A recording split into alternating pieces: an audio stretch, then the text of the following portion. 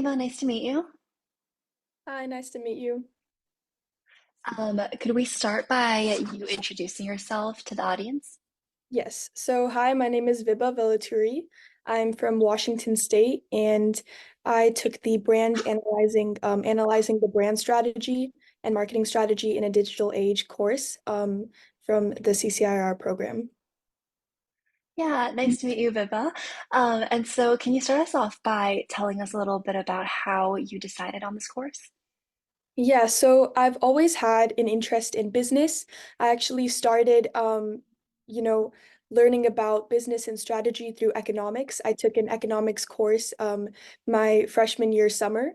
So that's when I got insight into the economics and business world. And from then on, I've been taking business courses such as business administration, personal finance, and I've gotten an insight about all the aspects of the field.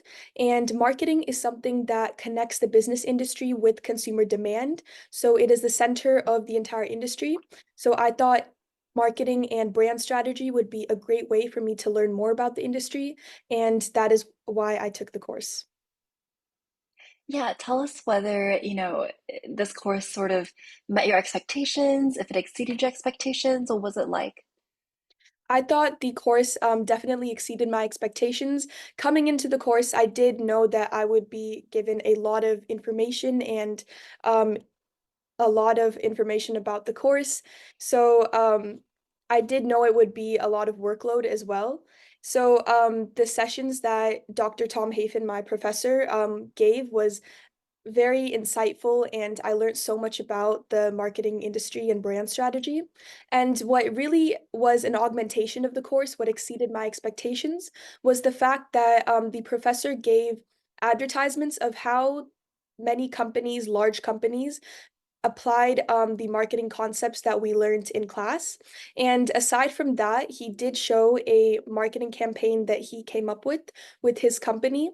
It was a cat food campaign, and he showed how he applied the concepts that we were learning about in our course into his advertisements as well. And I thought that was very interesting, and it increased my interest in the course. Yeah, I think a lot of times, sometimes in high school, sometimes in college, when you're learning about concepts from a theoretical level, you kind of scratch your head a little bit and you're asking yourself, okay, like this is all great, but how am I going to use this in the real world? And what I'm hearing from you is that through these examples, and even from Dr. Hafen's own, marketing campaign, you were really able to see how the connections can be made. And so that was almost inspiring to you.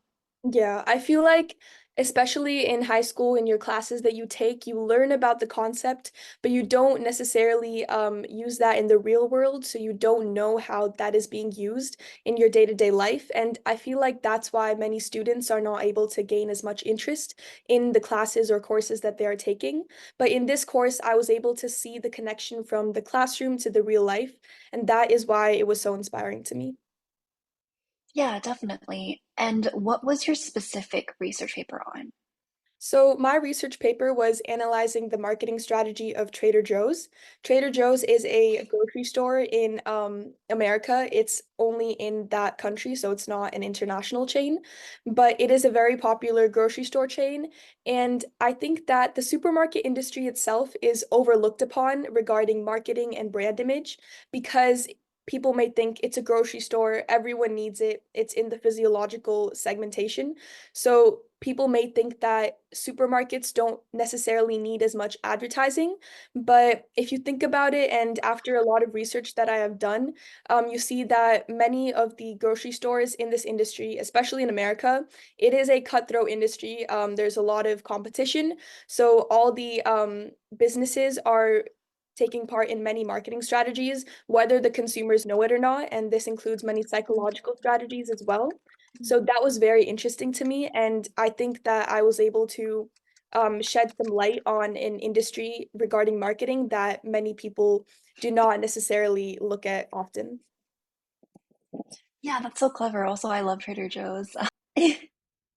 Yeah, I'm glad if you can go a little bit into detail about, just some of the findings that you um, came across.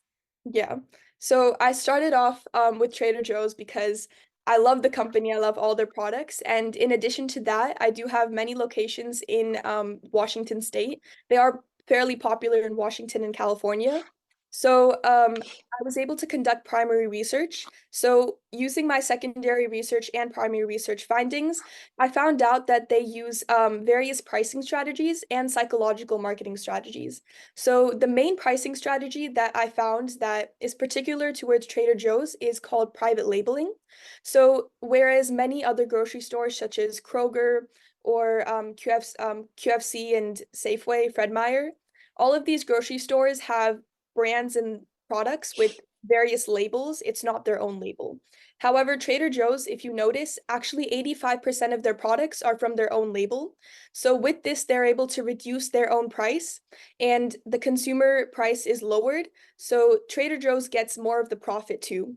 So that means that if the price is lowered, the demand is going to increase, and all of the spending that the consumers spend to buy the products of Trader Joe's, most of the profits are going to go towards them because they're not having other intermediaries where they give those profits or shares to someone else. I think this was such a clever pricing strategy from Trader Joe's. And in addition to that, because their products have such good quality and they streamline their distribution process, they have been able to increase their brand equity for the Trader Joe's label itself. And that is the main reason why the business has so much popularity.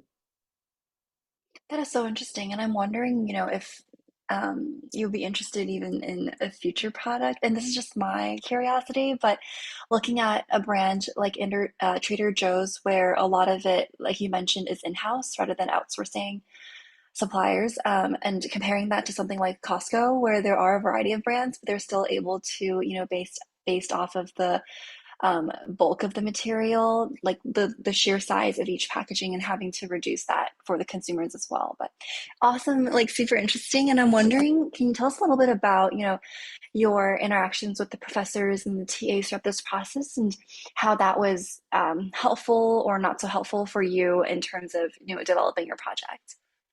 Yeah, so the interactions with the professor and the TA was extremely helpful. This was my first time writing a research paper of this scope, and the process itself was a bit challenging at first, but with the professor, he was able to give a lot of advice and insight about the concept in general, and I was able to use those learnings to apply those concepts and use them in my paper. And in addition, the TA was very helpful in giving us advice and guiding us through this entire journey of writing our paper. So the main help that I got from the TA was with my recommendations, actually.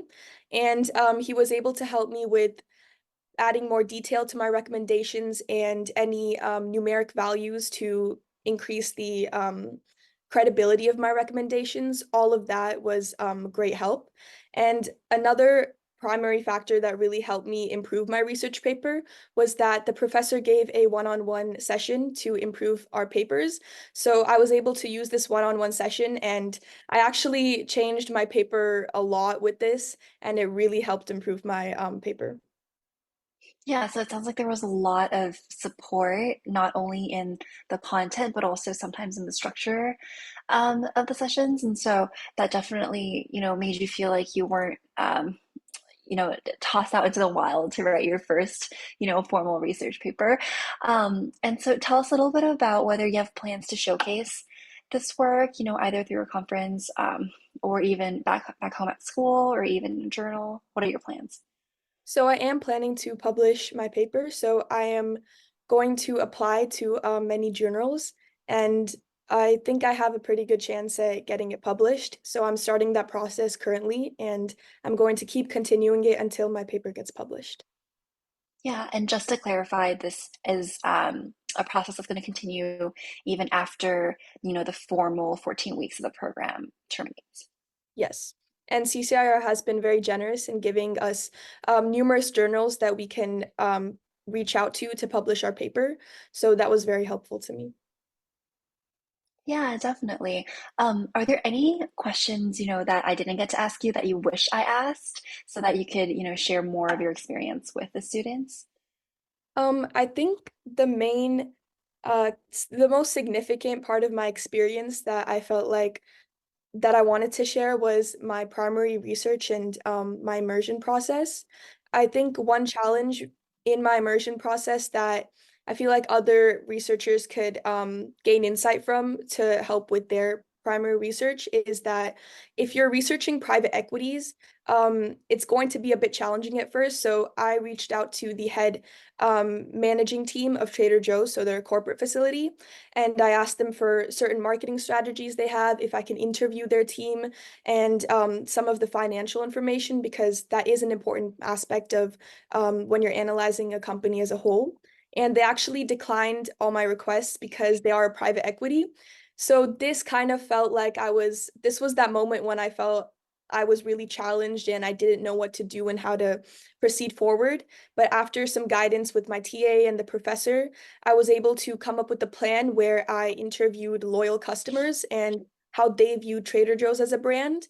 And then I also interviewed the employees of numerous locations. So this gave me a lot of insight, and I used these findings in my paper. So that's one challenge that I overcame. And I feel like if anyone that's new to researching, and especially if they're going into the business field, if they find these challenges, there's always like a way to overcome them. So that's one main thing for that. Yeah, thank you so much for, sharing this. And I'm so glad that I asked you if there was something that you would like to, share in addition to what I asked, because I think what you speak to is really this flexibility that's required of, researchers. And because, when people think of the generic or stereotypical image of a researcher, it's somebody who is, just sitting in their office and reading a bunch of journals and books. But with you, you're really making these real world connections and having to face rejection, right? And then when you face rejection, then how do you pivot your project in a way that's still going to yield a very comprehensive result? And you were able to do that with the support of your TA as well as with the support of your professor. But all in all, you had to show initiative yourself, right? And really drive through the whole process to be able to craft something that is, pleasurable and insightful to read. Yeah. Thank you so much for sharing that with us. And I wish you all the best luck in your publishing process. I hope more people get to read this piece of writing. And also, best of luck on your future academic journey. Thank you so much. I really appreciate the invitation to be a student spotlight at CCIR. Of course. Yeah, we loved having you. Thank you. Have a great day. Thank you so much.